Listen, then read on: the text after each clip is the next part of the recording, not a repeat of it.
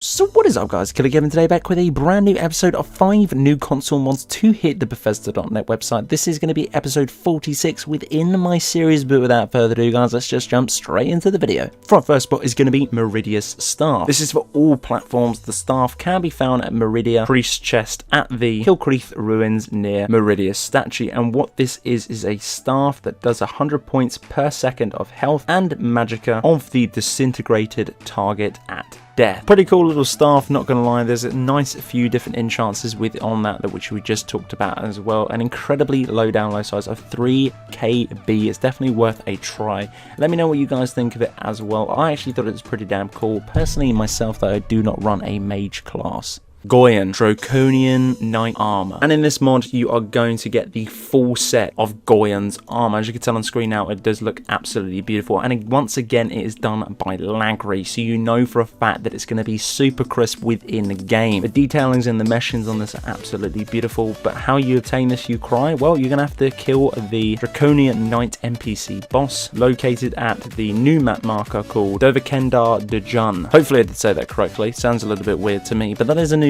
map marker that you have to go to slay this NPC to obtain the absolutely breathtaking armor you do see on screen now. There is a little bit of lore in this one, and I'm just going to touch up on it very briefly. Goyen was a knight who served the 7 dragon kings of the old. He was very respected among his people, but all changed the day his loved ones died. When Goyen entered his town, he got a dark message of one of the dragon kings that his family was in danger. When he arrived, his wife, his kids, his friends and family were all killed by one of the mysterious dragon kings. Without thinking, he attacked the dragon kings and killed them all in one night. The impossible had happened. He killed all the demigods. When he came back, the mages began to fear him. They placed a spell on him and he was stripped from all of his memories, including the killing of the dragon kings. He got locked away within a tower called Vexento Dejun, and there he wanders absolutely mad, not knowing his past and not remembering anything until the Dovahkiin appears. Now, it's pretty damn cool if you ask me. I love the laws that Lagri does put in these sets of armors. It really does add a twist on it, and it also immerses you more into the armor when you are obtaining it as well.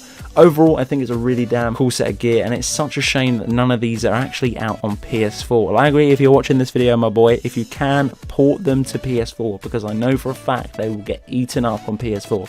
Just for a fact of the detailing on all of these for PC and for Xbox One are absolutely finesse. And for the next spot in this video is going to be basic wizarding wand. The mod replaces all staff models to the custom model of a wand. For now, it doesn't support void mage, since this mod changes the staff template and will not be compatible with any other particular mod. I think this is pretty damn cool. I only can show you screenshots of this just because I currently don't own a PS4, but if you want to see a full footage of it, head down in the description, click the link, and the mod author does actually have a YouTube showcase to the wands. Overall, I think they're pretty damn cool, and it's a shame that we do not see something like this on the Xbox One. I would love to have a wand instead of a massive great staff, but we can only have our fingers crossed.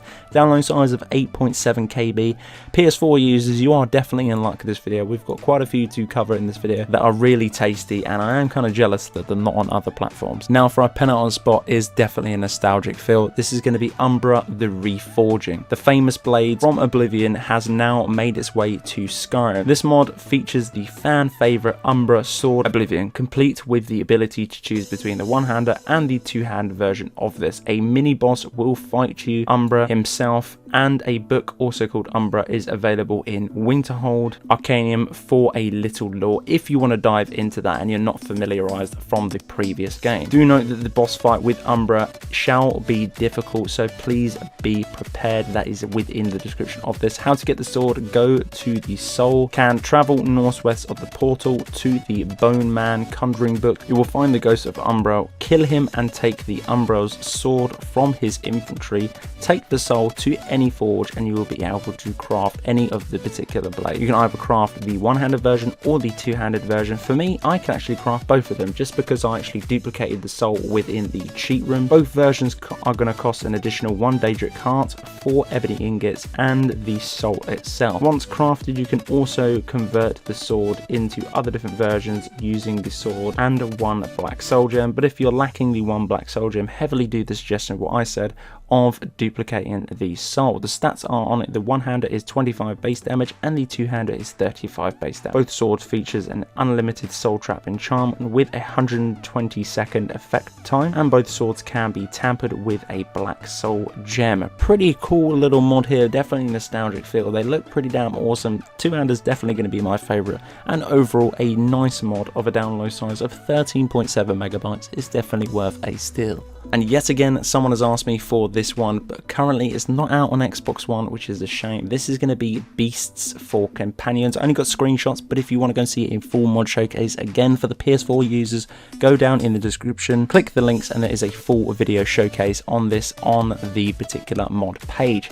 Pretty cool. Valkus and Vilkus and the Huntress can now be turned into beast form, then they will change into werewolf. After completing the quest Glory of the Dead, you can ask each of them to transform via dialogue. They can transform into beast form at the same time as you, and also when you retract that form back into human, they will do the same as well. Very viable in combat, but if you don't want them to turn into the beast forms, you can always ask them not to transform while you're in combat. This is all triggered through the fact of dialogue, but that is entirely up to you. Pretty cool mod. If you want to read up more on about it and see a full mod showcase review, highly recommend heading over to the link in the description, scrolling through the gallery, and there is all of the description within that page and a video as well to indulge yourself too. Shame we don't see something like this on Xbox One, because I know for a fact there's quite a few comments talking about beast race such as the werewolf companionship to come to the Xbox One, but you definitely are in luck if you do have a PS4. So guys, that's it for episode 46. If you did enjoy, hit me up with a like and a comment. Let me know in the comment section below if you'll be grabbing any of these super awesome mods. Guys, if you haven't already, click subscribe, ding dong that bell to get notifications. But until the next one, guys, Killerkev here, and Killerkev out.